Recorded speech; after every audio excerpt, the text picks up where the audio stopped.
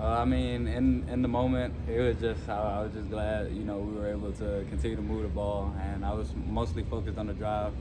It's a part of football, whether they give me the call or not. It is what it is, but really just trying to do what's best for the team and just keep going with the drive. So it's fine. You've been making some tough catches. It feels like this year especially. What's been kind of the mindset there, and what are you thinking as you're going in, making catches inside or making catches in tight windows? Really just trying to do what's best for the team, because every ball that goes in the air, of course, I'm going to try to make that play for my quarterback, for my teammates. So really just focusing on being in the moment and really just trying to focus on the ball instead of like what my next move is. What are you doing to try and eliminate some of the drops? Really just continuing to stay on the jugs machine, continue to do the extra stuff, catching rugby balls, tennis balls, just focusing in on the ball and not the next move, like I said, because trying to be the receiver that I want to be, I have to catch the ball before I can do all the extra stuff. Is it just a mental thing? Because we just talked about how you were making these great catches. Like, is it purely mental on that side? 1,000%. Yeah. What sort of things is Chef talking to you about? Really just catching the fat of the ball, focusing in on the ball, because I can't do anything without it. So just catching it first.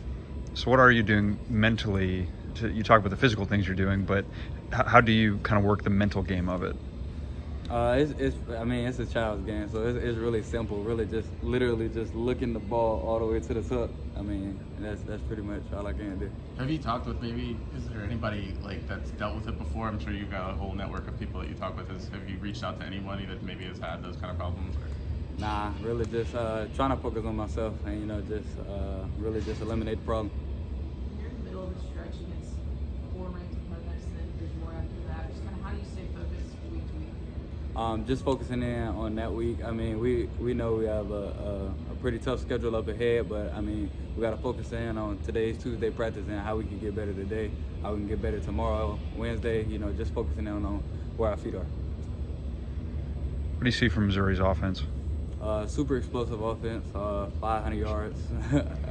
Their defense is really good as well. They play great team ball. They have the longest time of possession in the SEC. So, just understanding that when we get on the field, we got to maximize that time, because, they're going to run their offense. So, really just trying to take advantage whenever we're on the field.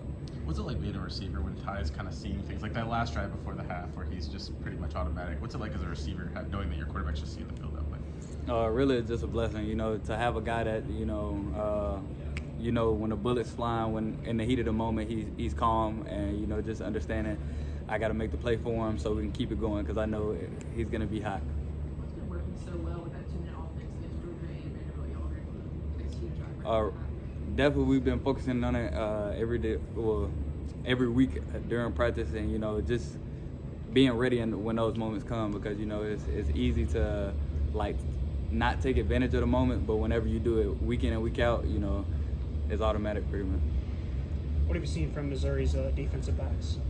Really, they play well in the defensive scheme. So they're physical guys. They're gonna do their job and they're gonna come up and tackle. They play well in their system. Is there a specific DB that stands out?